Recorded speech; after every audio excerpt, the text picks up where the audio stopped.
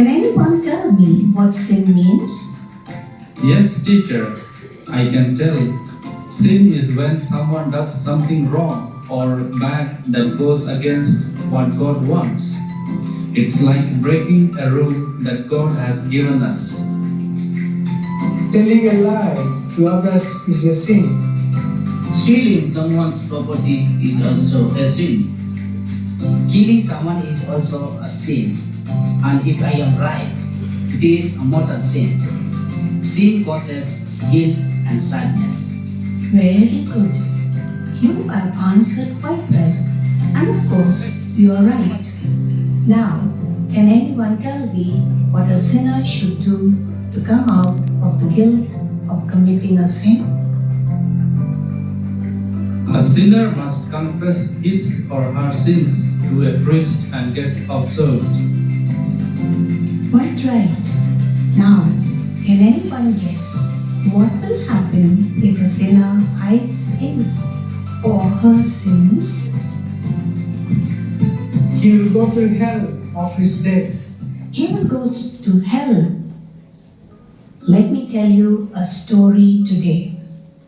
In Scotland, a kingdom ruled by King Duncan, there was a man named Macbeth, valiant in war and victorious in numerous battles. He was an edifice of bravery and valor. Yet, he was gullible in nature, easily lured by greed for power. He gave in to the tantalizing prophecy of unfamiliar witches who addressed him, a mere soldier in Duncan's army, as a king. Thrice the brinded cat knew thrice and once the head's been mine. I will arise this time, round about hour and hour, in the poison and trail of toad that undergoes stone, daily night, and 31, swallowed venom, sleeping cat, going out first in the charmed pot, double, toy and foul, fire and blood, and oil and bubble. Old hail Macbeth, hail to thee, pain of Gladys. All hail Macbeth, hail to thee, pain of Cuddle. All hail Macbeth, that's only King Arthur. This proclamation planted the seed of ambition deep in Macbeth's heart, a seed that soon grew into a monstrous obsession. Initially, Macbeth is skeptical, yet the witch's words linger in his mind when he unexpectedly named Thane of Cawdor. The first part of the prophecy comes true, and his skepticism begins to wane. The possibility of becoming king now seems tantalizingly within reach. His newfound ambition, however, is not without its turmoil. Macbeth's mind becomes a battlefield where his moral compass clashes with his burgeoning desire for power. Lady Macbeth, his formidable wife, fans the flames of his ambition. She perceives the prophecy as a divine mandate and goads Macbeth into action. Her ruthless determination and scorn for his hesitations pushes him further down to the path of darkness. As long as Duncan lives, he is the king. I can't be a king. No kingdom is ruled by two kings. You speak the fact.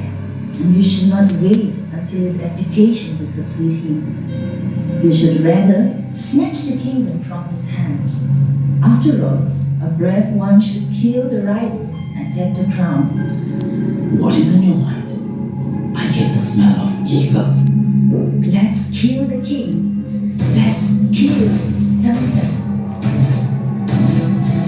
Thus, they stained their hands with the blood of the king.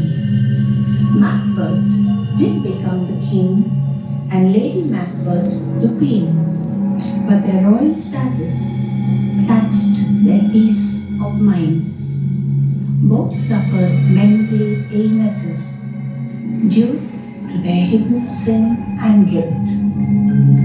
Macbeth suffered from psychosis, while the Lady Macbeth developed severe neurosis. Hail, O Macbeth, my sweetheart and my lord. Why this green?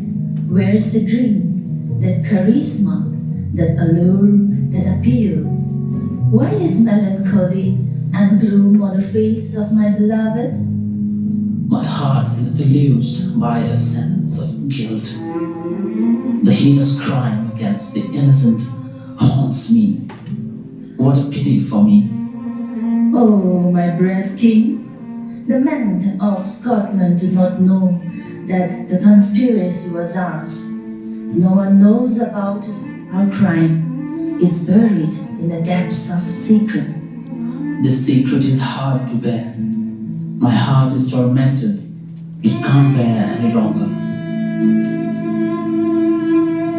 The days passed, and the soul of Macbeth is inundated by a flood of remorse and tormenting guilt that surpasses the boundaries of sanity and plunges him into the misery of psychosis.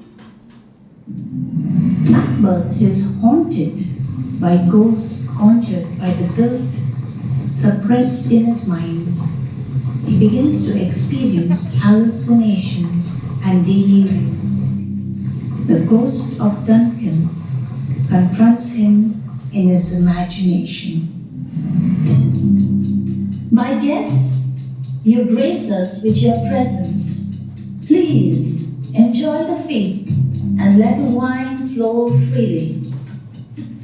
My dear husband, you seem troubled. Snap out of it, Macbeth. Our guests are watching. Is this a dagger which I see before me?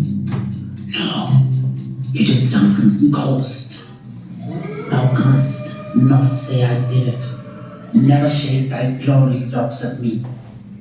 Thou art cause of my torment, Duncan. Thy blood cries out for justice. My lord, you must calm yourself.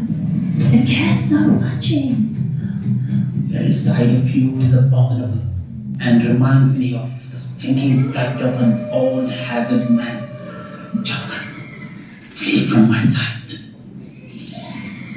It is but a shadow, a figment of your mind. Speak not of it. Thus was the plight of Macbeth due to the guilt of a hidden sin. Lady Macbeth, on the other hand, was even worse. She was so fatigued by the act of trying to hide her guilt that her frustrated guilt manifested in the form of neurosis. She began sleepwalking and all the while was obsessed with trying to clean her hands, which appeared to her as full of the indelible stain of blood.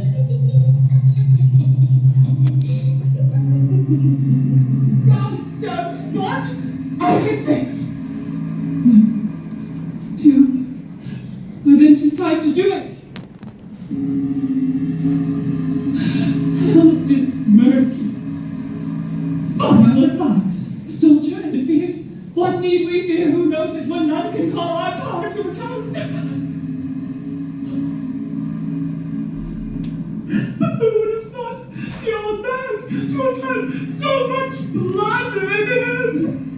If there's the smell of blood still, all the perfumes of Arabia will not sweeten this little hand. Majhi, put on your makeup. Look not so pale. I tell you, the young infant was buried. He cannot come out on his grave. There's nothing to the gate. Give me your hand. What's done cannot be undone. To bed! To bed! To bed!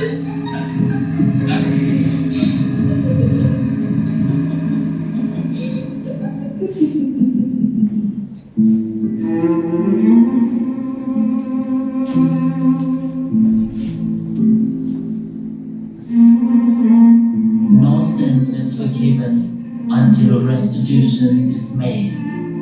No amount of confession can heal us until we make restitution for our sins.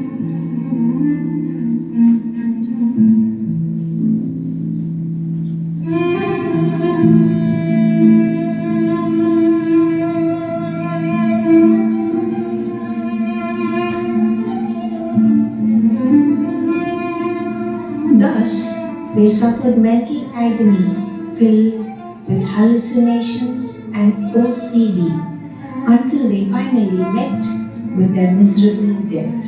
Teacher, why did they suffer from guilt even after acknowledging their sins? Teacher, what is the meaning of restitution? Listen to another story very carefully, and you will come to know what restitution means.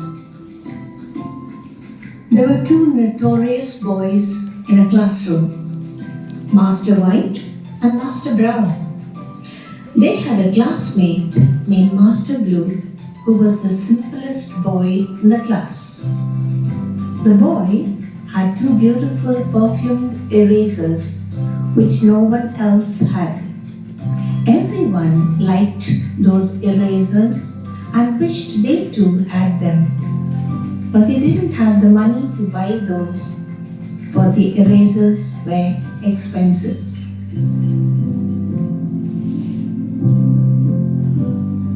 Master White and Master Brown couldn't resist their desire and went ahead to steal the erasers. A day later, both these boys felt guilty for stealing. They decided to go to confession. They felt a great sense of relief after making their confessions.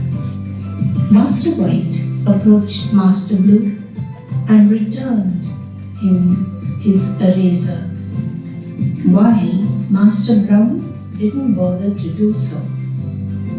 From that day, Master White and Master Blue became good friends, while Master Brown avoided their company. Now, tell me, who made the restitution? Master White! Yes, you're absolutely right. The fate of Macbeth and his lady was like that of Master Brown, who regretted his sins but made no restitution. My friends, forgiveness and lasting peace can come only with confession and restitution.